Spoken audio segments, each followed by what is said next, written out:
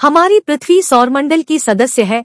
हमारा सौरमंडल हमारे ब्रह्मांड का एक मामूली सा हिस्सा है। ये ब्रह्मांड पृथ्वी से दिखने वाली आकाशगंगा का एक हिस्सा है।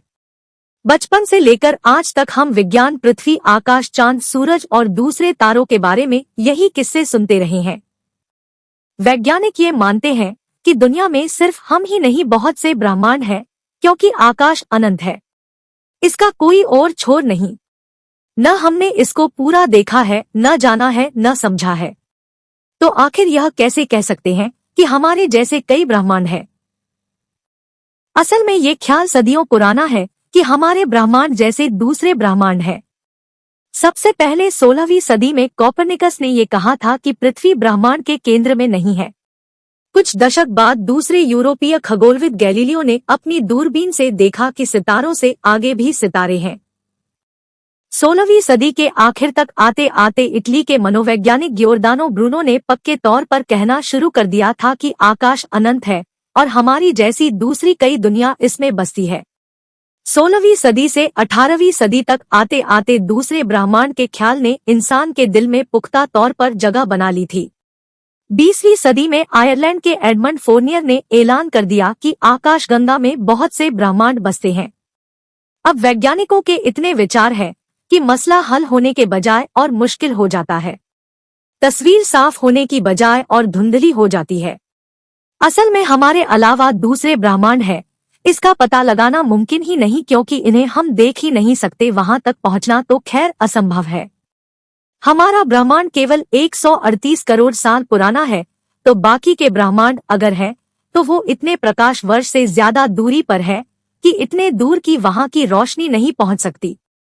वैज्ञानिक कहते हैं कि ब्रह्मांड अभी अलग अलग है, मगर वो हमेशा ऐसे नहीं रहेंगे।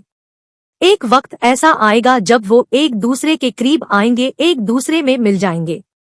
वैज्ञानिक ये भी कहते हैं कि जैसी हमारी पृथ्वी है परमाणुओं से बनी, वैसी ही और भी पृथ्वी होंगी दूसरे ब्रह्मांडों में, करोड़ों किलोमीटर दूर, हमारी नजरों से ओझल। ऐसा है तो जैसे हम आज दूसरे ब्रह्मांडों, धरतियों के बारे में बात कर रहे हैं, ठीक उसी तरह कहीं दूर ऐसी ही बातें हो रही होंगी। सोचिए, ये ख्याल ही कितना दिलकश है। ये ख्याल कितने पुख्ता है। इनकी पड़ताल के लिए हमें ब्रह्मांड की शुरुआत के दौर में जाना होगा। सबसे प्रमुख थ्योरी जो ब्रह्मांड की उत्पत्ति के बारे में चलन में है, वो है बिग बैंग थ्योरी। इसके मुताबिक एक छोटे से परमाणु में विस्फोट से हुई थी ब्रह्मांड के बनने की शुरुआत।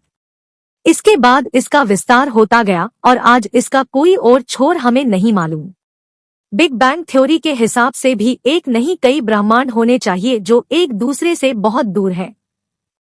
कुछ लोग ये भी मानते हैं कि एक ब्रह्मांड से कई छोटे छोटे ब्रह्मांड पैदा होते हैं।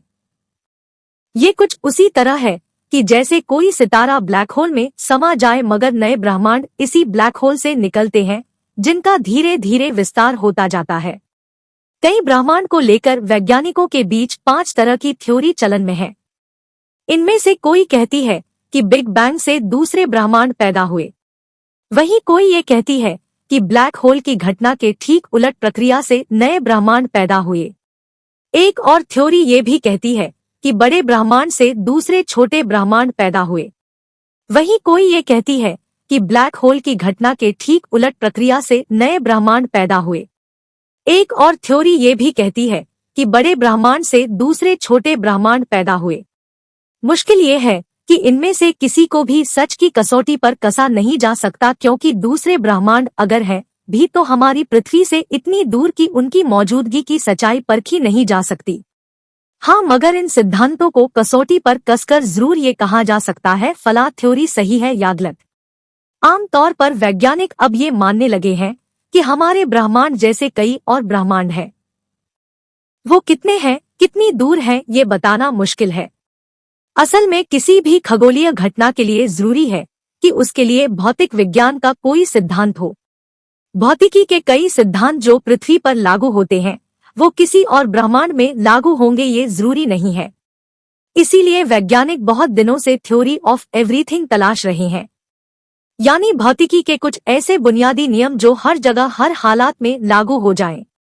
अगर ऐसा हो सका तो हमारे लिए ये समझना आसान हो जाएगा कि हमारी पृथ्वी जैसी कहीं दूर दूसरी पृथ्वी है या नहीं। तब तक तो दूसरे ब्रह्मांड के बारे में यही कहा जा सकता है कि दिल बहलाने को गालिब हर ख्याल अच्छा है।